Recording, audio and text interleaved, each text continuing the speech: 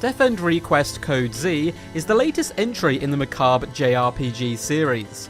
The story follows the first two games, where Arata Mizunashi repeatedly loops for a world plagued by bugs and curses, in a desperate attempt to save Iris and the others, seeking to free them from the cycle of death.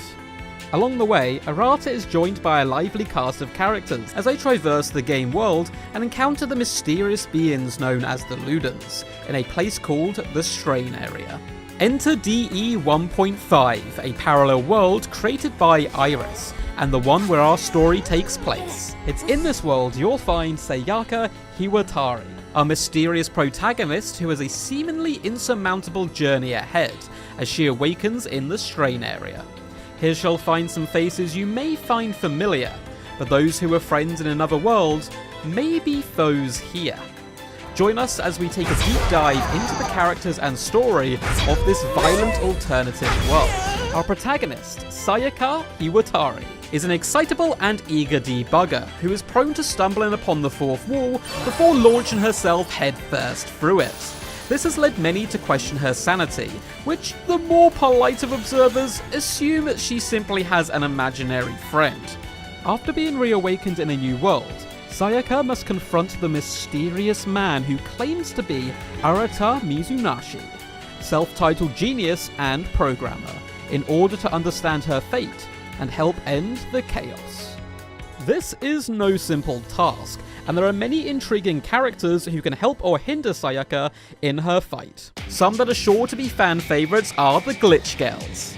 The Glitch Girls are a group of powerful mini-bosses that you will have to contend with, bound to the will of Arata and forced to serve him.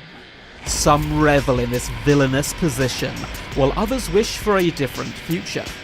There are 5 members of the Glitch Girls, each a powerful opponent for Sayaka to overcome. Lilith Yamamura is as fiery and vengeful as they come, prone to outbursts and quick to pick a fight. She is not without reason, however, and has been known to be talked down by a thoughtful and extremely careful discussion. But once she has been worked up to the point of no return, there is only one way a situation can end, with blood and thunder.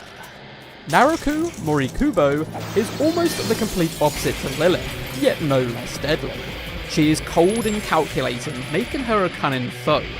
Her cute cat aesthetic has lured many foolish would-be heroes to their demise, while her ability to act without emotion allows her to go further than any of her accomplices, dealing with her foes in the same mundane, uncaring way as one deals with cutting a loaf of bread or tying one's shoes. Haruki Hazumi is perhaps the most mature of the Glitch Girls. 4 sleek black horns decorated in rivers of magma highlights give her a devilish look. This is a misdirect that she often takes advantage of.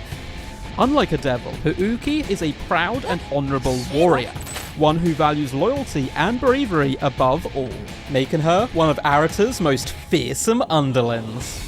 Kiki Amo may look like the most innocent of the Glitch Girls, but looks can often be deceiving.